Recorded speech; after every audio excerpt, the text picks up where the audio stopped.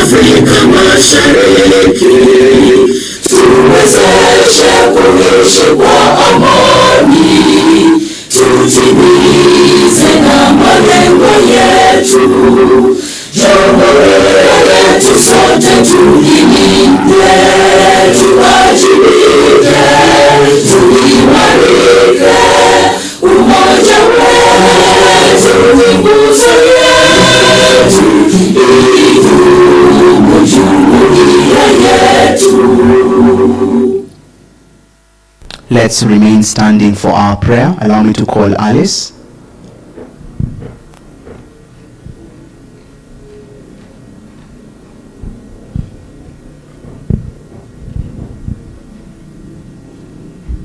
Let us bow down and pray.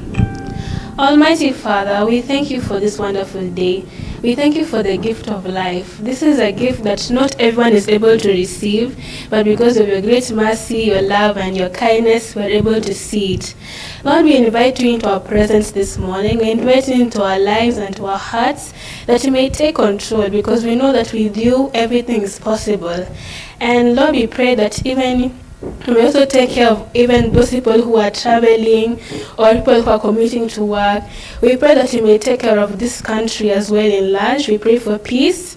And even as we continue on to the day, we invite your presence to be in our lives. Give us strength, give us wisdom, and let all our words be full of grace and be full of wisdom as well. We thank you for the life that you've given us, and continue blessing us, Lord. And also most importantly, take care of the judges, take care of our parents wherever they are, because they've done a lot to contribute to our success, Lord. In that all I pray and believe. In Jesus' name I pray. Amen. Thank you so much, Alice. Let's remain standing. Let's remain standing. All right. I want us to start this day with the highest energy possible. Say highest energy possible. All right. I want us to be very, very energized for this amazing session that is coming up next. Okay. And this is what I want us to do. You remember that friend you told that they look fantastic today? Turn to them. Look at them like this, face to face. Face to face. Look at them like this, face to face, face to face. Look at them. I want you to look at them like this, deep in the eye.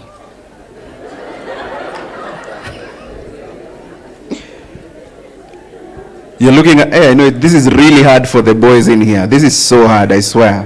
All right? And I want you to do this, all right? I want you to do this with one hand. Do this with one hand. Everyone, do this with one hand. All right? Okay? You're facing your friend. You're still facing your friend. You're not looking at me. You're facing your friend. You're still facing your friend, okay? And then with the other hand, I want you to do this. All right? I want you to do this. Okay? And then what's going to happen is you're going to place this hand. You're saying this hand. Nayona, I want you to place this hand on top of your friend's index finger like this. So at the end of the day, both of you will have something like this.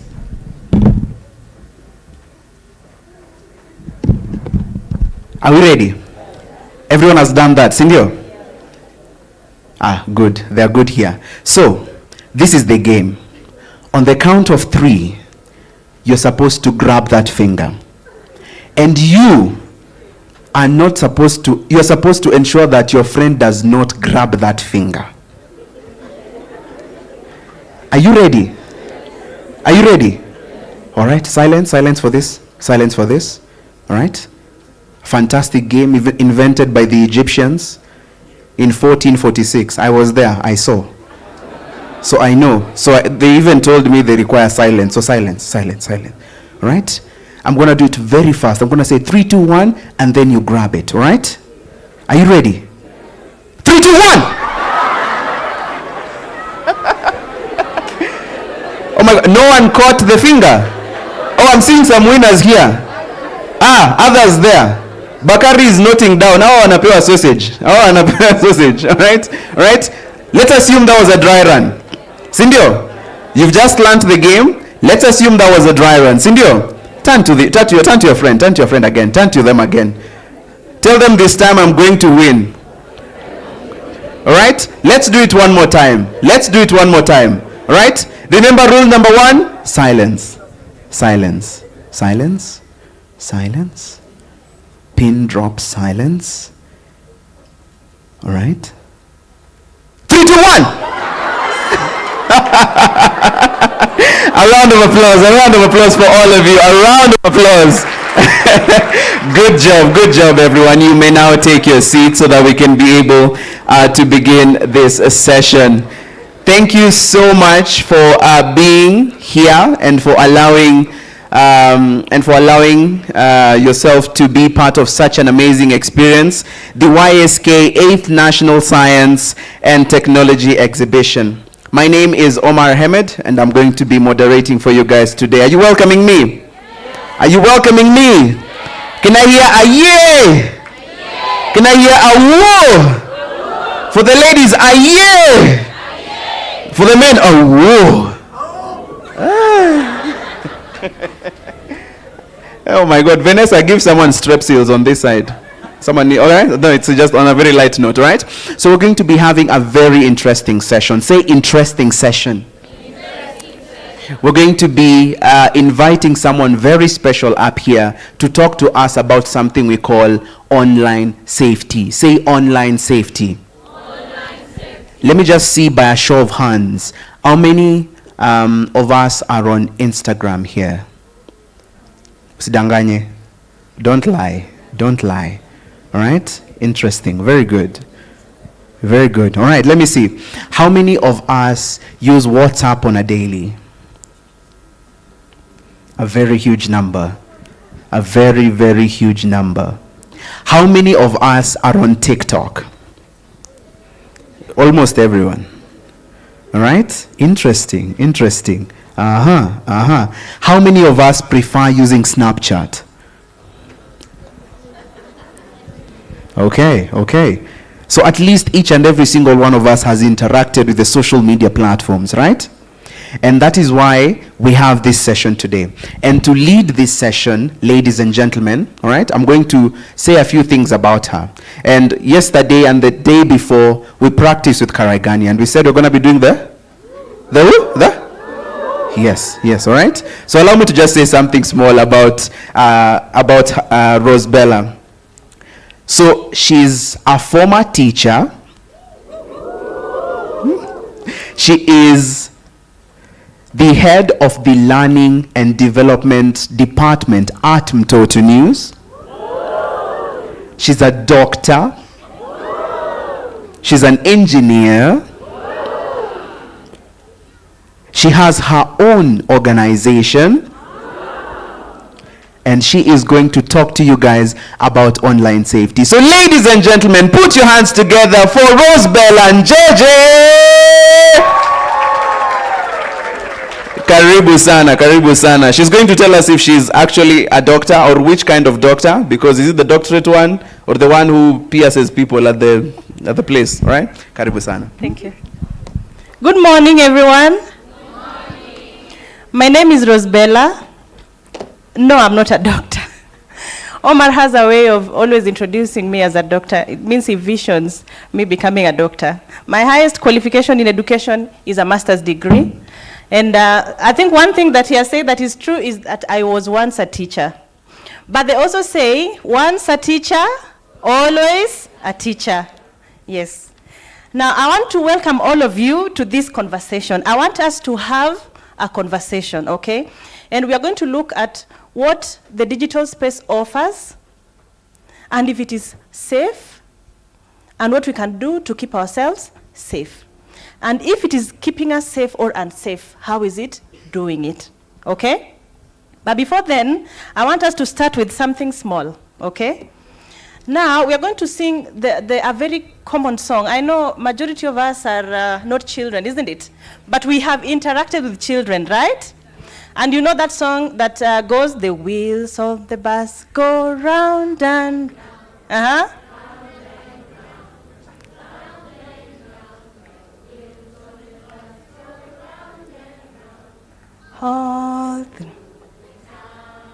I've realized some people are quiet. And then I remembered when I was an adolescent and my mom would send me to go to the Kisiagi. You know the Kisiagi? And I would feel so embarrassed carrying that gunia. So anytime I would see people approaching, I would hide in a nearby bush, and then when they're gone, I carry it again. And to make it worse, sometimes she would make me use a wheelbarrow. Guys, a wheelbarrow. Anyway, now I want you people from this side, you will be the up people, and people from this side will be the down people. Which people are up? The whole of this side is up. Which people are up? Perfect. Which guys are down? Okay. So when we are singing the wheels, everyone draws the wheels, okay? Let's go. The wheels of the bus go round and round, round. Let's all sing. Round and round. The wheels of the bus go round and round, all through the town. Okay. Now we'll go to the wheels of the bus go. Perfect. You guys, that's why you are in this forum. You are very scientific. Thank you very much. So when we say up, the guys who are supposed, the up people are up, and when we say down, the people who are representing down are supposed to be up. Did you get me, the people who are representing down? When we say down, you're supposed to be up or down? Perfect. Let's start, and we do it in a faster pace, okay? 1, 2, go. Let's start. The wheels of the bus go.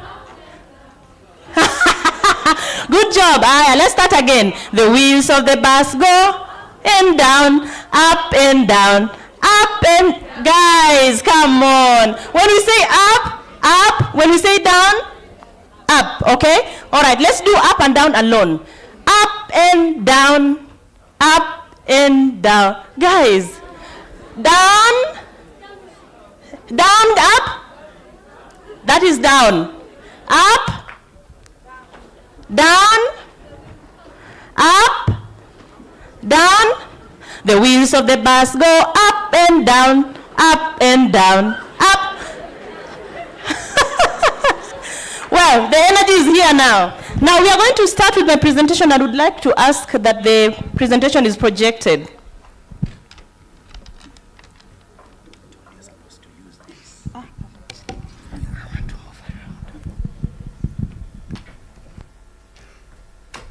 Online and digital security for children. The digital world offers children great opportunities, but without guidance, it can distort how they do what? See and respond to life. Therefore, we must support them wisely. Let's go to the next slide. I want to tell you something about the next slide.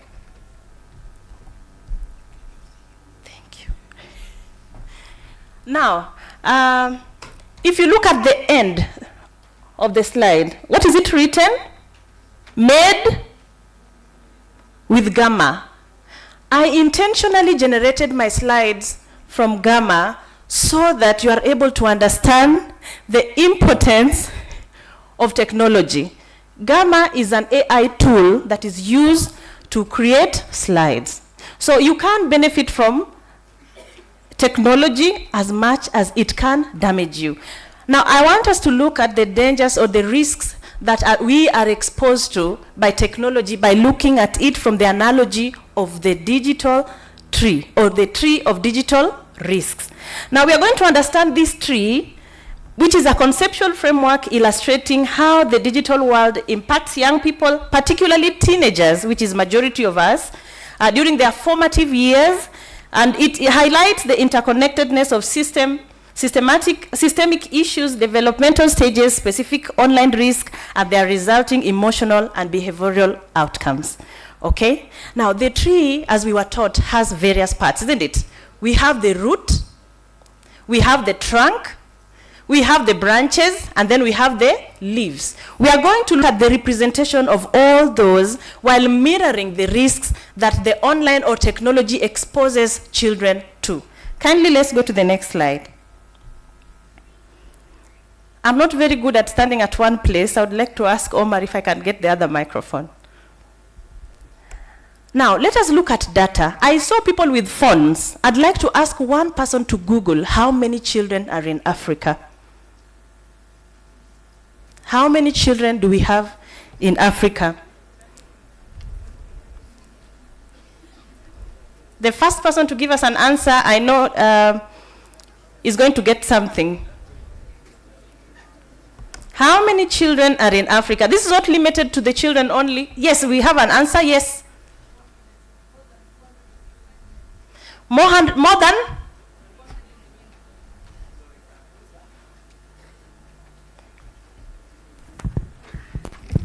Africa is home to more than 470 million children. 470 million children. And we boast to having the youngest population globally. Interestingly, thank you. Many of these children, thank you. Many of these, yes. Oh, another data is giving us 680 million children. I want you people to imagine how many children are 680 million. If we were to put them in one place, what will that population look like? So in the world, we boast as Africa because we host the youngest population globally. Interestingly, we also boast because majority of our children have access to mobile internet, which is also continuing to grow. This access is continuing to grow. Across Africa also, approximately 40% of this population, and we limit it to 15 to 24 years, have internet access. That means they can download stuff, they can go through internet, they can watch TikToks, they can create using the online space. They have Instagram accounts, they have Facebook accounts, they have any social media that comes up, they have that account. Now, GSMA reports that 18% of children aged 5 to 7, 5 years, that is someone who is in PP.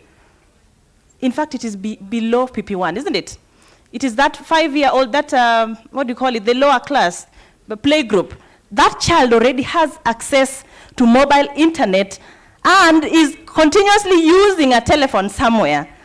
We need to protect, empower, and engage African children online. I will talk explicitly about protecting, and then I will talk about empowering, and then I'll talk about engaging African children online. But before then, let me introduce why this is a conversation that would be important to me. I work for an organization called Mtoto News. And Mtoto News is a digital media platform which aims at ensuring that all children are seen, heard, and are engaged. They are made visible.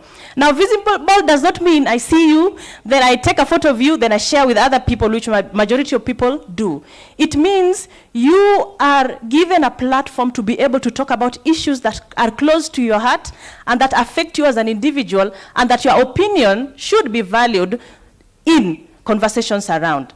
What am I talking about? For example, when we were talking about the issue of budget, the budget, from when we start at family level, children are part of the budget, because when we are budgeting as fathers and mothers, we ask ourselves, my child needs to go to school, we need to allocate some budget for that.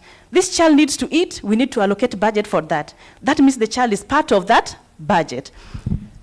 In the government, we also allocate budget that is directly affecting children issues. It is interesting that sometimes we talk about these things, but we do not involve the voices of children. And that is where Mtoto News comes in. We want to know, what would children say about these issues that are affecting them directly? And some of these things are things that you people are creating. Okay? For example, when you've come for the YSK, I know you have very, very good projects that you have come up with, and you'd want them to be seen, isn't it? And you've come here to showcase them so that people can see how creative you are and what your mind is helping you to create based on the problems that you've identified in the society. How brilliant of you. But then, when we do this, we create content with you, and then we put it on our platform so that people who are interested in this can have access to it. And people who know that issues that they are dealing with have an impact on children's life can have, contact with this information. Now, apart from that, why am I referring to what Mtoto News is doing? Because we look at also empowering a child, and we do that through offering digital literacy skills. I will tell you later on what it is important for you to have digital literacy skills. Because one, some people assume that just creating an account is enough. No. taking a good photo and putting it online is enough. No. Because there is more to what you are creating, and there is more to where you are posting it, and there is more to who has access to that information. Next slide, please. Now, let us look at the roots. Remember the tree? Yes. The tree begins with the root. Someone was saying something interesting about the brain. And he mentioned that the brain is the root of the human being. And I want you to take cognizance of the importance of the brain. If we were to remove your brain, I don't think you are somebody again. Because the brain is dead, you cannot function, right? So, the root, and let us look at the root as a systematic cause. The root of the tree of digital risks represent the underlying systematic issues that contribute to unsafe online environment. The deep-seated problems often go unnoticed but profoundly influence the digital spaces children inhabit. Now, how is this influencing children? Let us begin with the root. Let us look at poor design. When you have an Instagram account, a person who wants to come close to you come as a friend, isn't it? They send friend requests, isn't it? Even in Facebook, that person is called a friend. A friend is a safe or an unsafe person? Is a friend safe or unsafe? Safe. But is the person sending you a friend request safe or unsafe? It can be either safe or unsafe. It is a 50-50 thing, isn't it? And when it is unsafe, are you safe or unsafe? Unsafe. And some things have happened to children that have not had a way of being reversed. For example, people have taken the lives of children. Nobody can bring those children back. And every child is unique in their own way. Now, if a design, posts someone around you as a friend, and you are not sure if this person is a friend, then we have a problem. So one of the problems we are having is poor designs, where we have platforms which are not built with child safety as a priority. Okay? Now let us look at weak policies, which basically looks at inadequate or poorly enforced regulations. Fine, there's someone behind the scene looking at safe content that you may be interacting with and removes them. But then we ask ourselves, does this system help to make these people culpable? Do we take them and make them pay for things that they do against children when they are online? Policies have to be relooked. Then also as the root, we have profit-driven models. Algorithms prioritizing engagement over well-being. Let me give you an example. Once upon a time, there was a child. It is not once upon a time, that once upon a time. It's very recent. And this child had a lot of access and would continuously watch horror movies, but he was only 2 years old. In the child's, nowadays when the children are young, we buy them iPads, isn't it? Have you met children who have iPads? Yes, and you've seen children also use parents' phone, isn't it? When the parent is doing something or the aunt is doing something, they're given a phone. But the child continuously perused through horror movies. And at night, the child would cry and cry and cry because he's horrified about things that he had watched during the day. But the parents did not understand where the problem is coming from. I mean, he's quiet, playing with his iPad during the day. Nobody has harmed the child. What could be happening? Let's take him to the hospital. No, that was not the problem. The problem is once a child watched one horror clip, isn't it? And then algorithm picked that this child may like a horror clip and brought another one. Then the child got interested and said, wow, this is the same as the one that I watched before. And then what happens? It is horror after horror after horror, because algorithm thinks that person likes horror. But what impact does it have on the life of that child? Terrible, isn't it? Because you cannot grow as a child. We know the brain of a child develops the most from age 1 up to around 5. We cannot have a child constantly exposed to horror movies, isn't it? Now, let's look at you people at this age. You are identifying to things, isn't it? You look at fashion and you say, wow, mi napenda tumbo cut. I don't know if they are called tumbo cut. I'm a little old. What do you call it? The top that leaves your tummy a bit? Crop top. Tumbo cut. Wow. Crop top. Now, when you see someone, dressed in a crop top in the internet, then you You look at that image for a longer time, algorithm picks and says, oh, she likes looking at people who put on crop tops. Someone is emphasizing tumbo cut, crop top. And then you are brought crop tops after crop tops after crop tops. Unfortunately, you don't have the tummy of that person who was wearing that crop top. Then you start asking yourself, should I do something about my tummy so that my tummy is like this person who is wearing this crop top? It is now starting to get into your brain, isn't it? And then slowly, it affects your image, which is the most important thing about you, how you look at yourself as an individual. So it is important for us to understand that algorithm has informed a lot of things about what children watch online, and has just kept children unsafe. Let us go to the next slide. We have finished talking about the roots. I would like us to look at the trunk. And this trunk emphasizes teenage development. Okay? The trunk, from the root, we go to the trunk.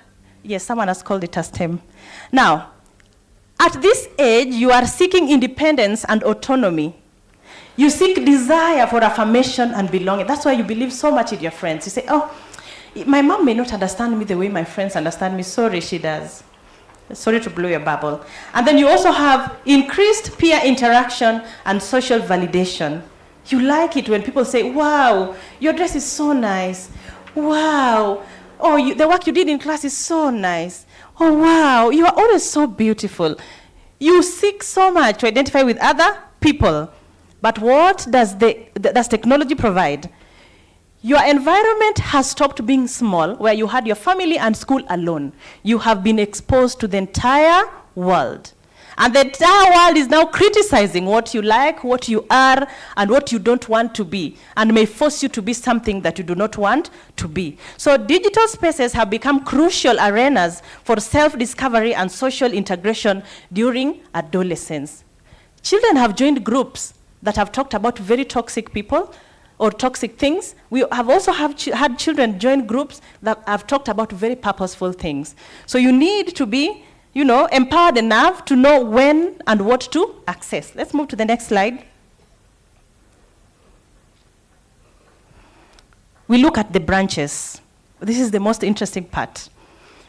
When you are in the internet, and I'm using in because majority of the time when we have access to our phones, we stop looking at any other thing outside. I don't know if some of you have been so much on the internet at night when everyone is asleep. The lights are off. In a minute, it has been a minute, you just picked your phone, and when you look at the time the next time, it is morning. Because the world stopped running, isn't it? And it was just you and your phone, and the world became smaller. Now, when you go to online, you interact with content. There is a risk of you being exposed to harmful and inappropriate material.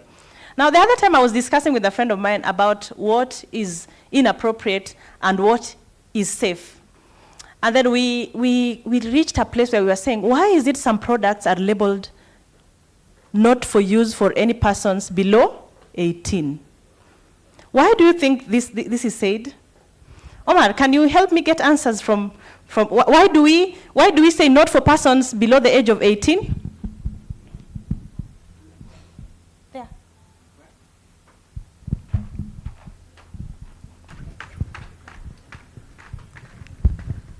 Hello. Maybe because they are not mature enough for people who are below that age. Yeah. They are not mature enough for people below that age. Good answer. Brilliant. I like it. Any other answer? One more. Why do we say not for persons below the age of 18? There's an answer there. Oh, we have two more.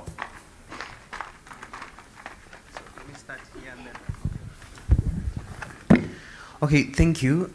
I feel that it's usually labeled not for people below the age of 18 because people below the age of 18 are known not to make very logical decisions, and it would need someone who's mature, just as she said. Mm-hmm. So it's not because it is good or safe, or anything, but just because those people are not really, they can't really make logical conclusions and decisions. Thank you. Okay, that means we make logical conclusions when we hit 18.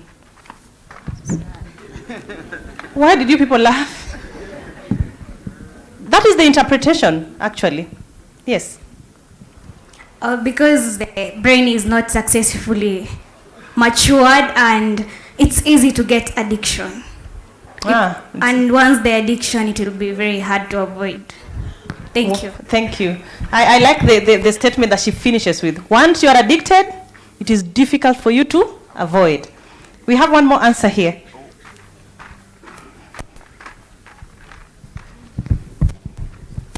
Okay, I want to support this boy who has said until someone turns 18.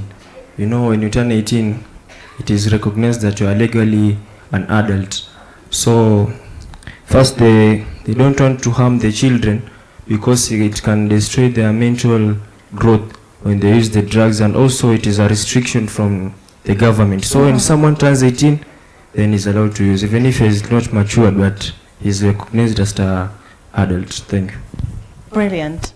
All those answers are correct. Why did I ask you that question?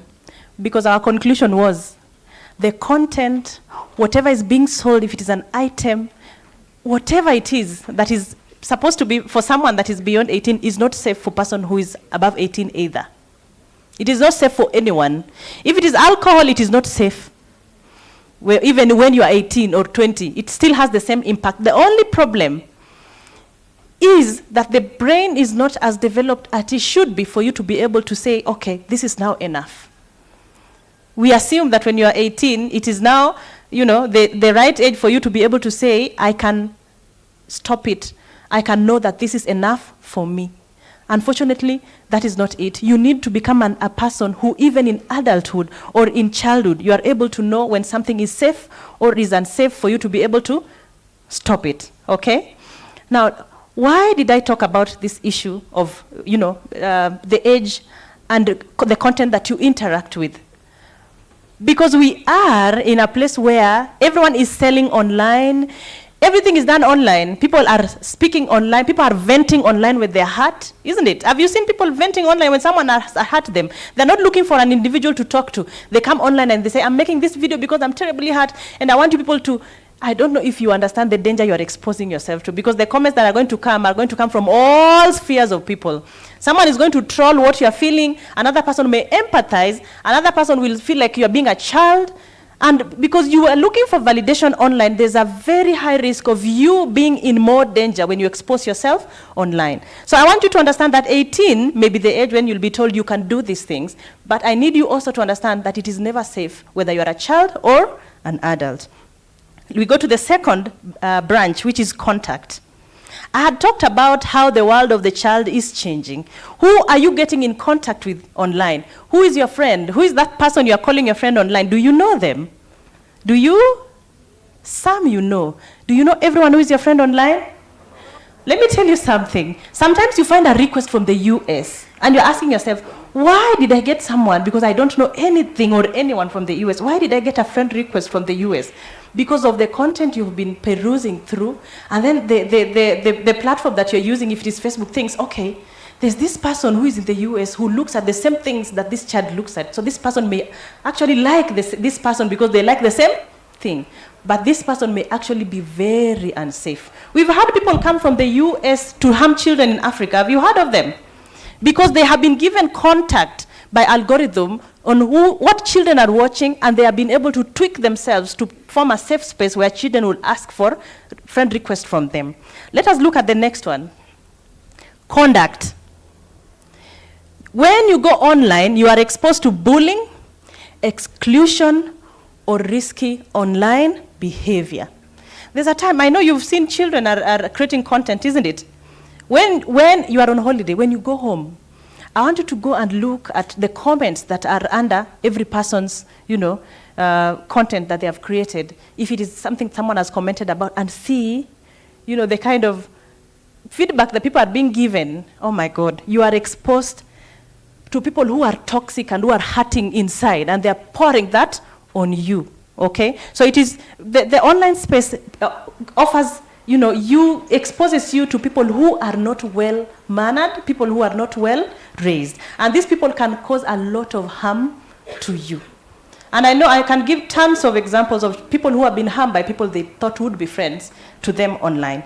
Now, I also want us to look at contract, one of the branches, which it reflects manipulative design or dark patterns that are hidden in data use. Okay?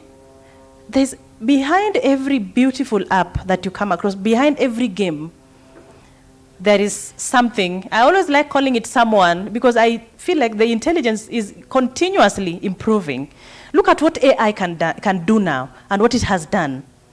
Look at what AI is exposing people to. The other time, Omar was saying that we will reach a place where you have young parents at the hospital, there's a small baby has arrived, and then the doctor asks, okay, sir, congratulations, we have a small baby. What would you like us to call the child? And then they'll run to ChatGPT and say, give me. Omar, can you describe the prompt that the person would give to ChatGPT to give them the best name? Sorry, I think I can be heard. Yes. I think the example I gave was that at some point where we are moving, we will go to a point where your child is born. Sindio?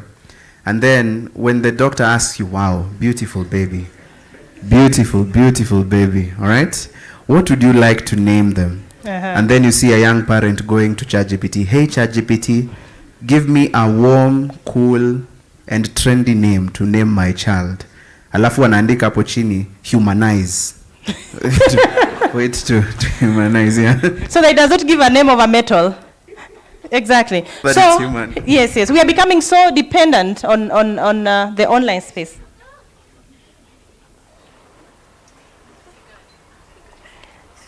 Okay.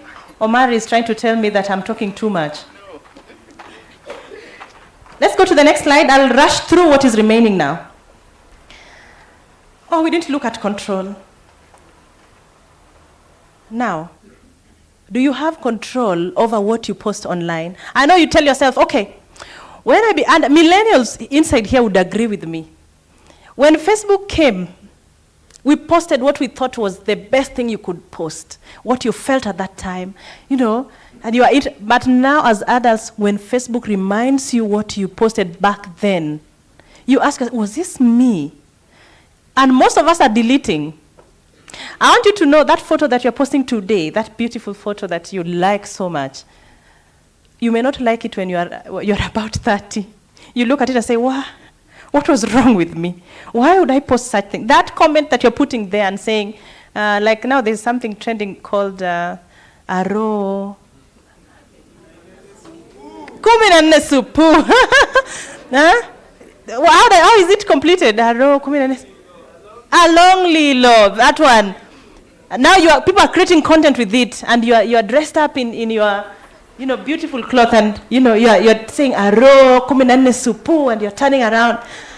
Now when you turn 40, and you see yourself, wow, this was me.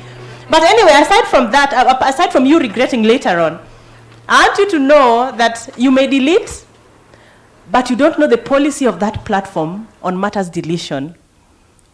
Una delete, na wao wamefanya nini? Wameweka. And then when you seek employment sometime, they say, give us access to this person's, online rants or whatever they post online, and then they're shocked. Wa, na venye anaongeanga kiwa serious guy.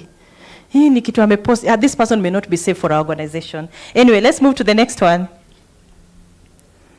Hey, that lady has a beautiful smile. Anyway.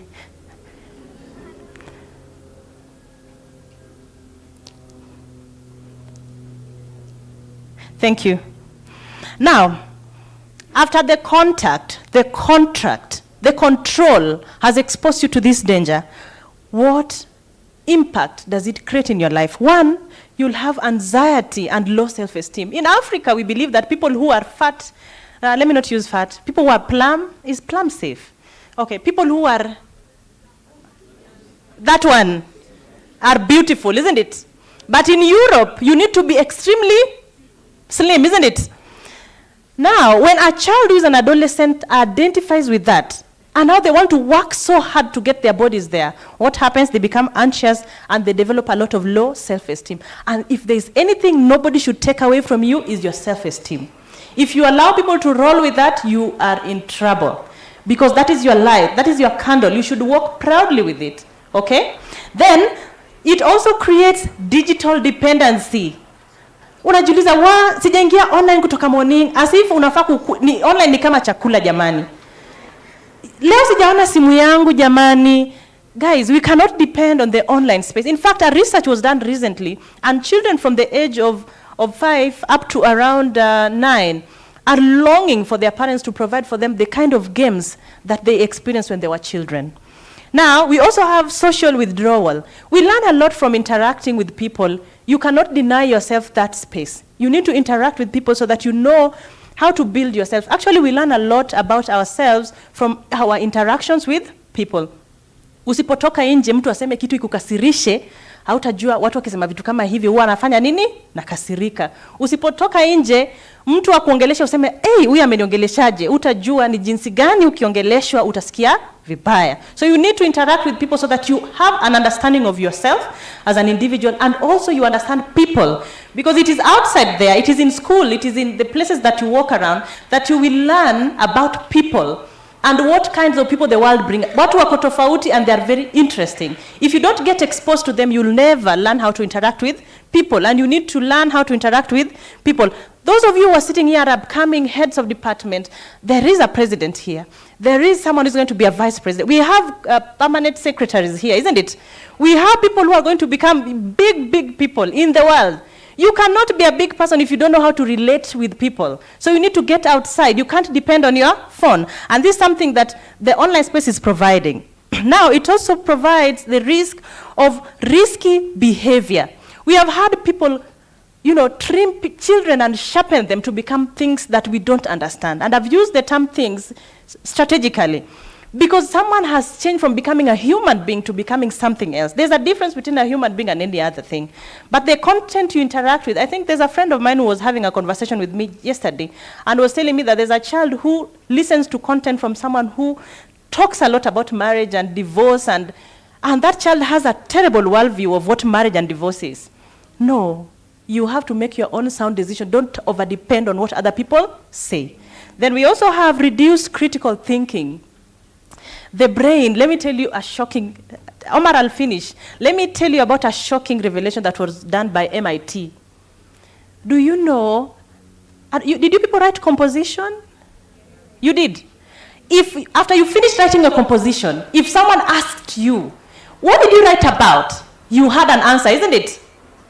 But now people are depending on ChatGPT. They say, ChatGPT, create for me a compelling, a beautiful, and interesting blah, blah, blah. And then they send, and someone looks at it and says, wow, this person can write so well. But if you ask them, what is it that you wrote? They remember nothing.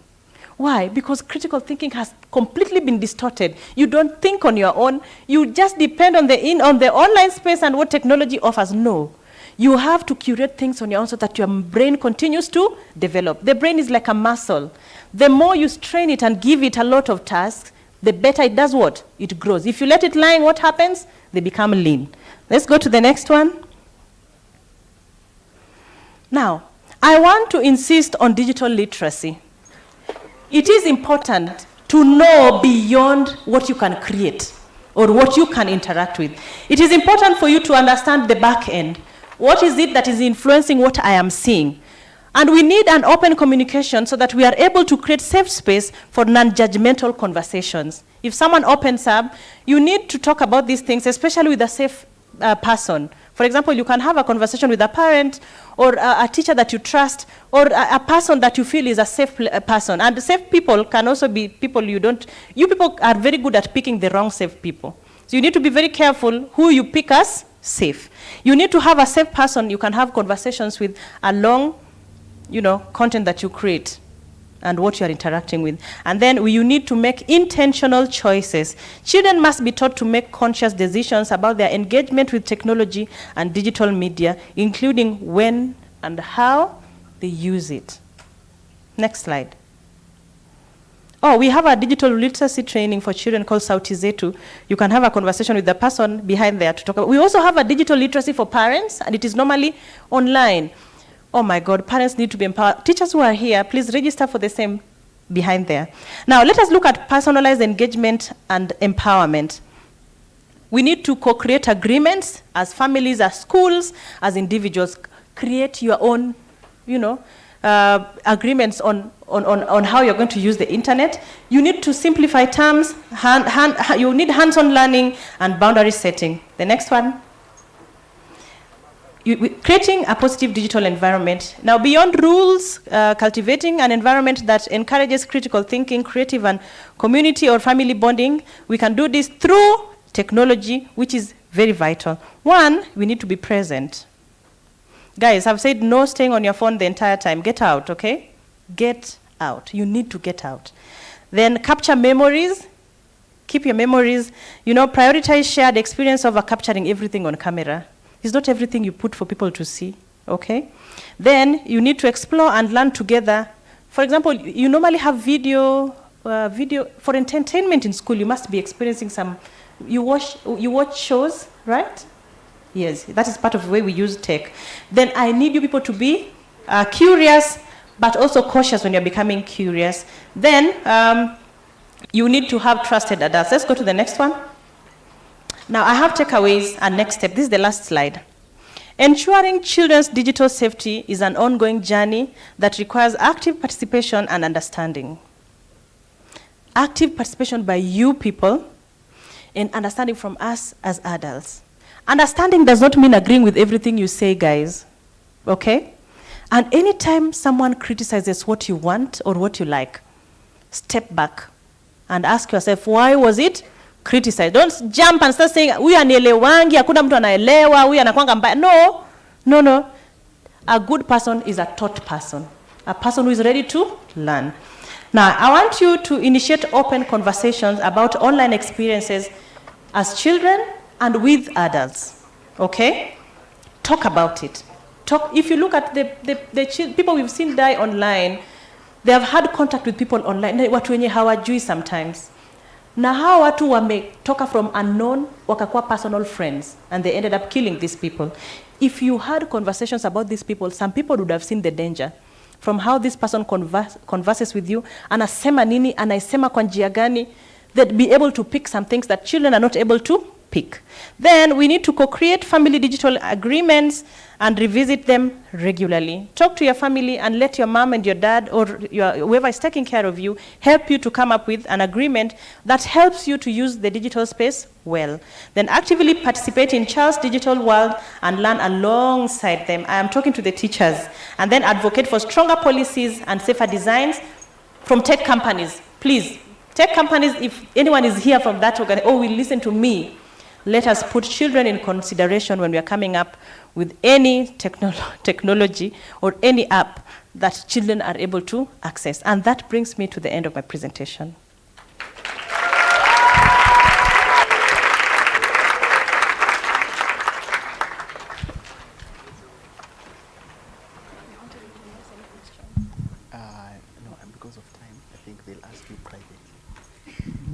Another round of applause for Belarus for the amazing presentation that they have done. All right. So, my technical person is going to play me something, just something small. All right, very, very small. You guys are seeing this? You're seeing this? Who's that? Who's that? No, just shout the name. Who's that? Who? Dan. What does he call himself online? The roaming chef, all right? Okay? This is one of the programs that is produced in the organization Rosbella is coming from, all right? It's called the Mission Accomplished Podcast. A round of applause for that. All right? And actually, the reason as to why we are doing this setup right here is because we want to have a live podcast recording. And all of you are going to be our guests for that. Are you excited for that? I can't hear the excitement. Are you excited for this? All right? We're going to be having a live podcast recording, all right, of the Mission Accomplished podcast. And the two hosts are right here. The Mission Accomplished podcast airs on Akili Kids. Who knows Akili Kids? Or have heard of Akili Kids, the TV channel, all right? It airs on Akili Kids every Saturday, if I'm not wrong. Lemuel, it's Saturday, all right? And every Wednesday at Akili TV, and at Mtoto News every Friday and every Thursday. All right, so, and you're going to be doing this with a YSK past winner. His name is Maxwell. So I'm going to be doing a small intro for him, and I want us to be very, very supportive and very, very excited about the things I'm going to say. See, we practiced yesterday about the rules and the hours. So today I want us to add one more. All right? The other one is a round of applause. All right? Anything we say?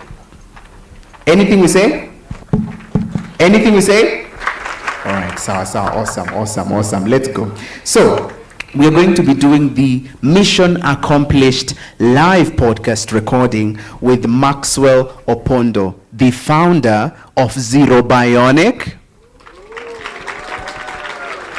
He is a YSK alumni, overall winner 2020. All right. He is a robotics engineer.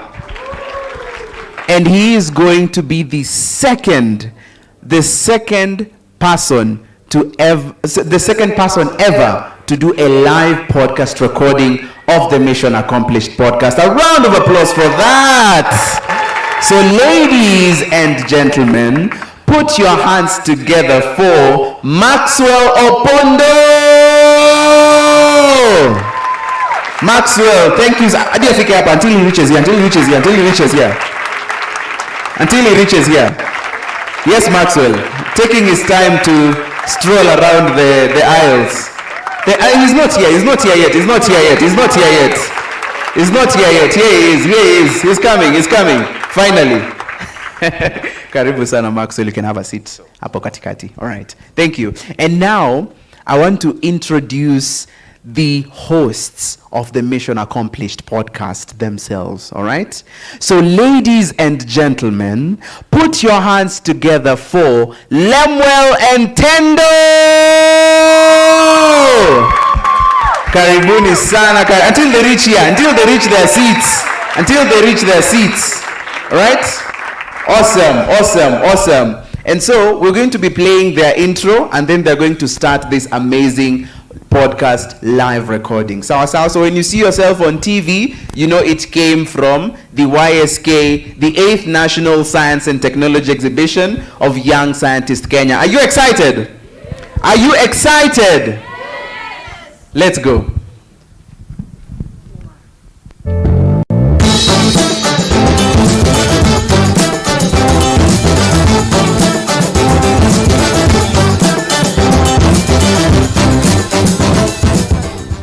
Now today, we have a very... Wagwan, guys. What's good? Welcome back to Mission Accomplished, where we showcase the lives of those who have accomplished a lot. And today, we have a very special guest. Special guests only. Yeah, that's a rule that we like to keep in this podcast. And we only have special guests. Today is also our second ever live podcast. This is actually our first podcast that our audience has been people younger than the age of 18, I think. 30 something. 30 something, yes. I think. Yeah. Anyways, let's get to know our guest a bit more. Yeah, hi guys. Hi. How are you? Good. Awesome. My name is Maxwell, and it's really amazing to being hosted by you guys. I mean, it's amazing. Yeah, my name is Maxwell. I'm the co-founder and CEO of Zero Bionic. That's so cool. Yeah, wow. And essentially what we do at Zero Bionic is we produce robotic exoskeletons and robotic prosthetics for people living with disabilities, and pioneering the first humanoid robotics in Kenya. Yeah. Wow. That's so cool. Guys, this guy, he's a genius, and he helps the less fortunate. Just clap for him, guys. Just clap for him. Anyways, before we continue, do you like any sports? Yeah, I'm a really huge fan of skating. Used to skate a while back. But then life happened. Right now I just watch football. What team do you Football. support? What team? Manu. Oh. No, guys. The real team is Even Liverpool. Arsenal would have The accepted. real team is Liverpool. All the is just a Liverpool good fans, you team. see us after this. I know, Yeah. Manu. I mean, tunajulikana, right? No. Guys.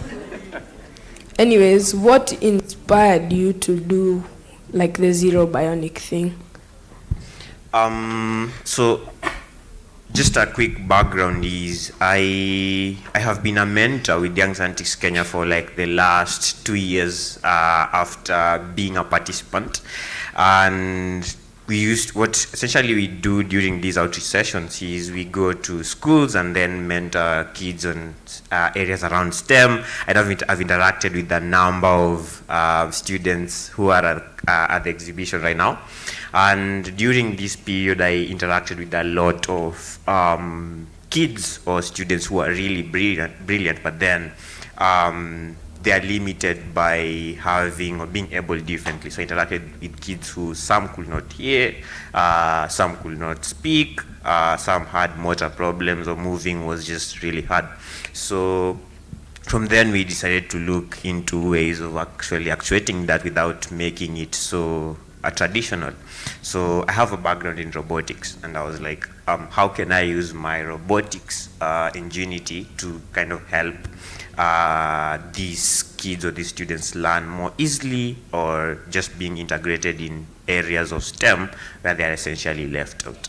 So that is where Zero Bionic came in. So we first started with a prosthetic arm, which essentially is used to translate sign to speech and for people with motor problems. And then from there, we are now building a humanoid robot that is now kind of encompassing all this. Yeah. Wow. That's interesting. Wow.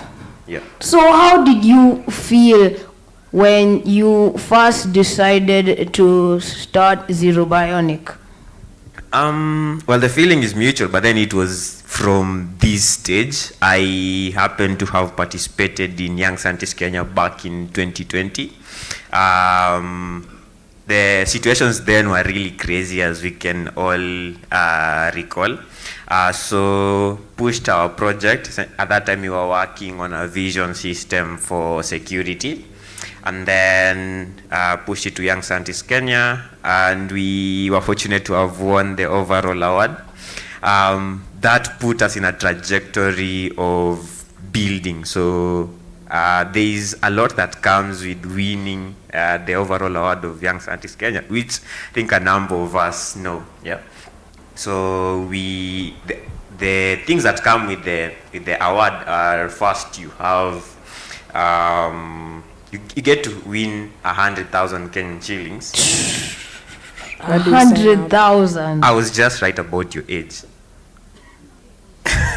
With 100,000, so you can imagine what you can do with 100,000 while that young.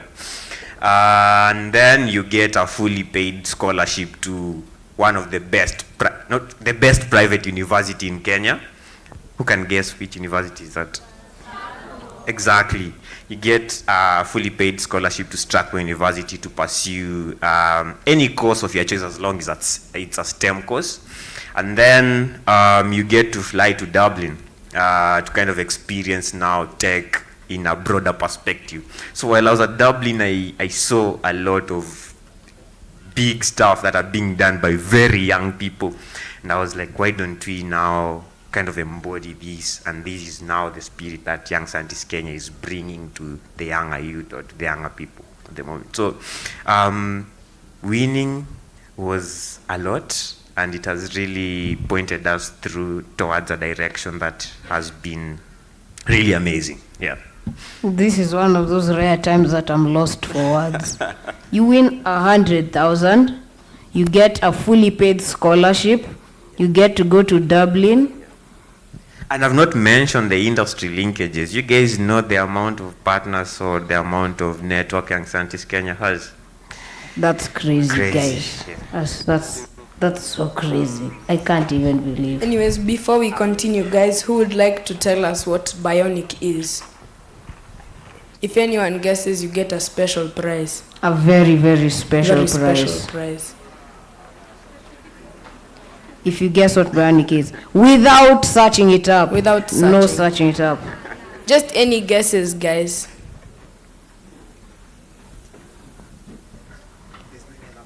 No one here knows what bionic means. No one. Guys. No one. Okay, guys. Okay.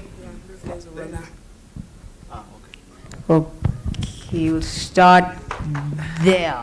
I think I saw a hand there. Guys, if you want, please put your hands up high so you can see them. Oh. I'm just guessing for now. I think it's the study of robotics or something else. Well, you could be right. The reason we asked is because we really don't know and he's going to answer the question.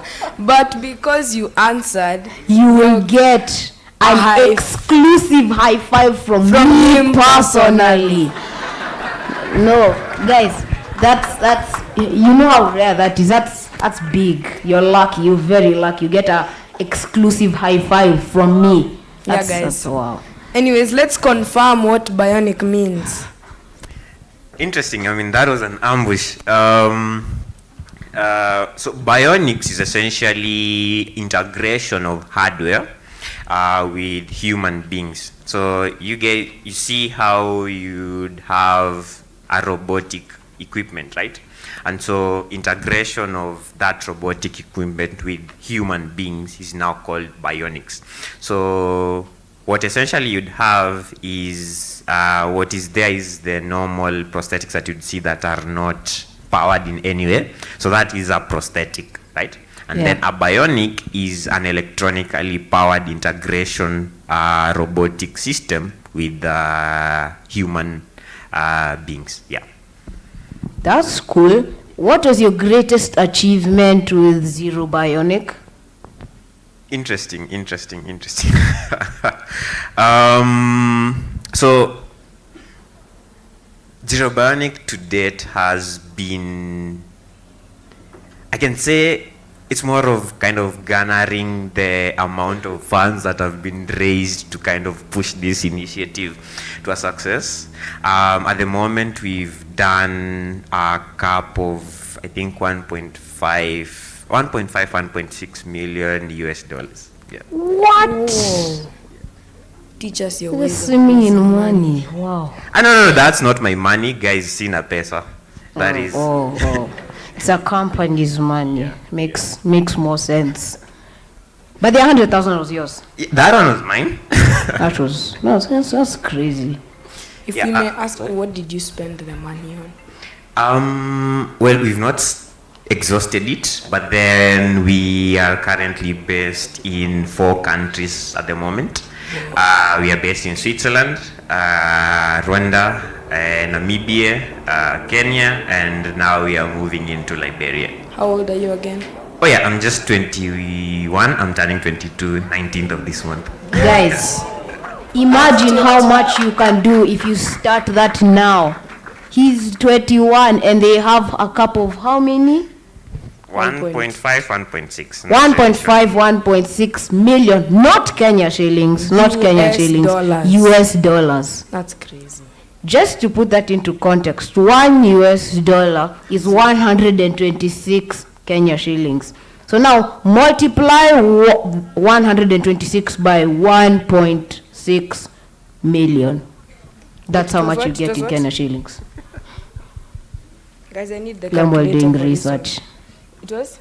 Well, about around 126. But you can check, it might have inflated. 1.5. There is no need for the nitty-gritties. But hey, it matters that you got to that level and starting from such a young age, which is quite impactful actually. So on the flip side of your greatest achievement, what was the lowest moment with Zero Bionic? If you had one. There are a lot. So I think this is something that we have with everybody here. While you're building or while you're making, there are points that things don't work out, right? There are points that essentially you'd feel like giving up. We've had like a million of those instances. So we lost a couple of hardware some time back, and with robotics you have to have like the power quotient, right? The calculations on connecting the equipments, right? So at one point we kind of burnt almost through 3/4 of our equipment, and it kind of slowed us down, and so we've contemplated a number of times just giving up, but then we keep on looking at the kind of people that we, or the numbers that we're impacting, and the number of people that we are kind of looking to push these systems out to, and that keeps on driving us time and again. So that point of giving up is always there, and I think every one of us has interacted or has encountered that point where nothing works out. And it always happens, and I think I say this time and again, if you're going through hell, keep going. At one point you'll get used to the hellfire. So yeah. Why don't crabs ever volunteer for anything? Why? Because they're shellfish. Yo. You know, a policeman arrested a boy who was drinking battery fluid and a guy who was chewing on fireworks. So one was charged and the other one was sent off. Yeah. It's a joke. Guys, you can laugh now. Yeah, you can laugh. Here's why you start laughing. Yeah. Anyways, what would you say inspires you to keep going? Or let me not ask in that way. What is this something that you always wanted to do, like when you were a kid, or you picked it up somewhere like in high school? So funnily enough, all of us or most of us here are Gen Z, right? And we probably grew up watching Iron Man or Transformers, or I think Real Steel for the amount of us who've watched it. So while I was a kid, I used to love how these robotic systems usually work. By then they were not real. They were not yet implemented. Yeah. And so while in high school, I started working into electronics and IoT and stuff. And so these are just foundations of robotic systems. So I'd always wanted to be an Iron Man per se. And so working or creating such mechanisms or working in such environmental labs was kind of something I embodied, and then found a purpose by now making it work for the less fortunate or for people who are able differently, and that has been most of our driving force. And the amazing team that we have at Zero Bionic, Young Scientists Kenya, and AfriFabi Labs is just amazing. I usually look at the team, and each and every time I feel like giving up, and I'm like, I can't let these people down. Yeah. That's cool. That's really interesting. Is there anyone from your team that's here? Yeah.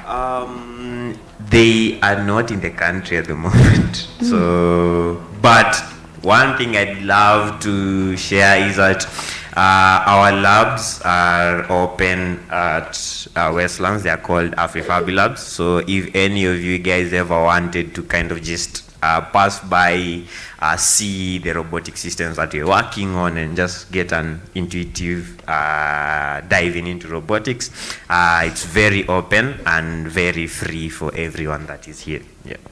Guys, you should join. You should really join. Since we do not have a lot of time, we will accept 2 questions from the audience. And then move on to the most important question of the whole podcast. 2 questions. Any? Yes? Over there. Where? Oh. Right. Okay, no, but this time we'll actually give you something real. Like this time, real it's not a high five from me personally. Something real. Maxwell, I would like to wonder, which high school were you in? I don't know if I should state that, but then I was in Kanga School. That is back in Migori County here. Oh, and the time you participated in YCK, you are in which form? I was in Form 3. I just finished my Form 2. It was during that COVID period transition, so I was in Form 2 going to Form 3. Yeah.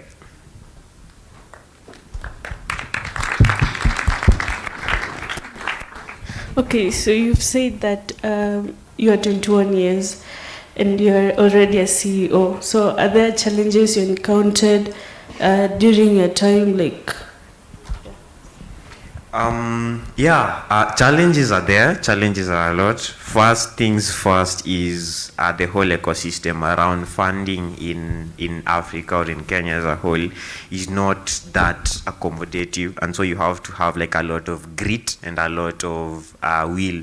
And then another thing is balancing my school and my company. Essentially, I'm still a student, guys. I'm finishing my computer science degree at Strathmore, so you can imagine just balancing all these two parallel situations. It's kind of a challenge, but then you always have to find a bridge or a gap of how you do this. Yeah. Okay, and did you have like support from your parents? Did your parents like support you? And my friend here is asking, like, you are 21, you're CEO. Did you like jump schools or something like that? So on the first question, one thing I value or I really appreciate is that my parent, essentially my mom, has been really supportive in terms of now just pushing me or supporting me to go to some of these initiatives. So you guys know that during our time we were in lockdown, right? And so at that point I didn't have a laptop of my own. I didn't have system that could allow me connect into some of these events. So what I did is I talked to my parent, and from then he saw the value that Young Scientist Kenya is impacting to kids from just the past people who were there. And then after showing her that, she's been really supportive from then to now. And in terms of school, I've not skipped any school. I finished high school. I'm still in the university. I'm in my final year. But then, as I said, you just have to find a balance between how you do things. You see how you can be a sports person and then also have school and then also do your hobbies and stuff. So primarily, working on Zero Bionic is like my hobby. So I just find time to balance between my schoolwork and my hobby. Yeah. Thank you guys for asking questions. Your reward will not be a high five from me personally. It will be a high five from Lem personally. Yeah. His high fives are they're very fun. Anyways, for the last question. And the most important question of the podcast. What advice would you give to young or old or middle-aged people who aspire to be? You know, this guy's many things. There's even a whole list. Founder of a bionic company, number 1. A winner of YSK and a robotic engineer. So what I just love to put across to every young person or every person that is looking to start their own ventures, to scale what they're doing, is that first thing is know your vision or know your path. And then second thing, challenges will always be there. a million of challenges. First thing, you'll always be disappointed. Disappointments come in a handful. So have grit, don't give up, and pursue STEM. STEM has a lot of careers and has a lot of opportunities outside there. And then tap into your networks. Some of the people that are working with me, for me, and have helped me over the past few years are just people that I networked with from Young Scientists Kenya and from the event that I've been going through for the past years. So within you here is a great network of people who have a great network of skills. So network within or amongst yourselves, and as the cliche goes, your network is your net worth, and if you're going through hell, keep going. Yeah. Thanks for that advice. That was really good. Anyways, guys, we've come to the end of the podcast. Something that me and Tendo really hate saying: good things have to come to an end. Oh man. So I hope you've learned something just as we did. I hope you've enjoyed our Second Life podcast. We've enjoyed having you guys here. Yeah. And I don't know if it's possible, but after we close, we should take a picture with all of you guys. Amazing. Yeah. What do you guys think? Should we do it or not? Okay. I guess that's it for today. Any last remarks? Yes. Quick question. Have you accomplished your mission? Not yet. We are heading there. When you accomplish your mission, call us. I'm so ready to shout mission accomplished. Yes. So ready. A round of applause for the live podcast recording of the Mission Accomplished podcast with Lemuel Entendo and Maxwell. Amazing, amazing, amazing. Thank you so much for doing this here. So this podcast airs live on Akili TV and at the same time at the Mtoto News YouTube channel. So you can be able to find the same content there. All right. Also, we will, I know there were so many hands. Many people wanted to ask a lot of questions. Max is still here, and I'm hoping he's here until the rest of the day, right? Also, Lemuel and Tendo are still here. If you have any questions for them, if you have, if you want to talk to them about something, if you want to ask Max about a lot more about exactly what he does, please do find him somewhere in here, because he's going to be in here the whole day. I don't know if he'll be at the YSK booth, the activation space, shortly. Yes, he's going to be there. So please do find him there. Ask him all the questions. I also want to point out that the producer of the Mission Accomplished podcast is seated right there. That is Eric. Eric, just wave at people. A round of applause for Eric Namai. He is the producer of this amazing children's show. Eric, just wave at people. A round of applause for Eric for the amazing work that he does with these amazing young people. Just producing a children's podcast and ensuring that it's this good is something that is achievable. So thank you guys so much. You may take your seats back. A round of applause as they go to their seats. Thank you so much. Yes, you can actually. They want to take a selfie with all of you guys. So I don't know how you want to do this. Guys, also on Spotify and YouTube, so yes, you can go and find us there. Yeah. Say 1, 2, 3. All right. So it's an actual selfie. So we're going to be saying, what are we saying, Lemuel? So in 3, 2, 1, we all say mission accomplished. Are we ready? Are we ready? All right. 3, 2, 1. I think to make it even a bit more visual, let's raise our hands like this and say mission accomplished, okay? Just to make it a bit more visual, all right? So in 3, 2, 1, are you ready? 3, 2, 1. Mission accomplished. One more time. 3, 2, 1. Mission accomplished.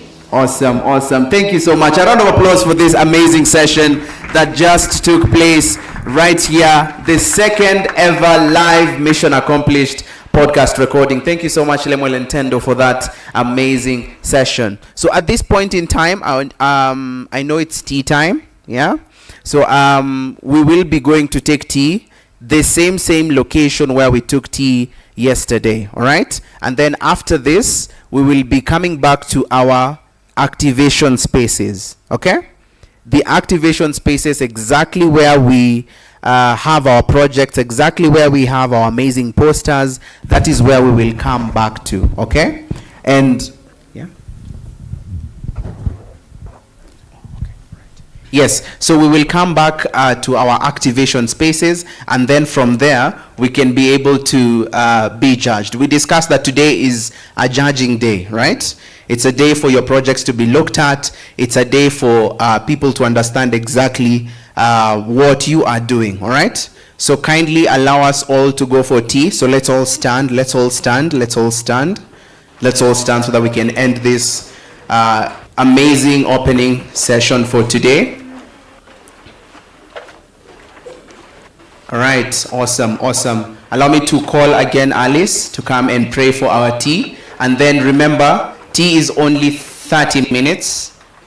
30 minutes. I'm looking for Bakari or Vanessa to say if it is. Yeah, it is 30 minutes, all right? So just 30 minutes. And then after that, please, please, please come back to your exhibition spaces so that you are at your station when people are coming to visit your amazing project. Sawa sawa? Karibu sana, Alice.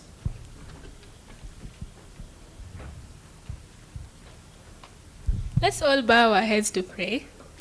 Dear Heavenly Father, we thank you once again for this moment in time. We thank you for the things that we've been able to learn, for the opportunity to get to see a panel and a podcast from Luton News. We thank you all for the strength that you gave us to persevere and reach until this point of the day. Even as we prepare to go and take tea, I pray that you may bless it before we eat it, and also bless the hand that prepared that wonderful food. And even as we come back here, give us courage and let our light shine before men so that they can be able to see your good works through us. In all this, I thank you and I bless you. For it is in Jesus' name I pray. Amen. Thank you so much. Let's kindly head to tea. Let's kindly head to tea.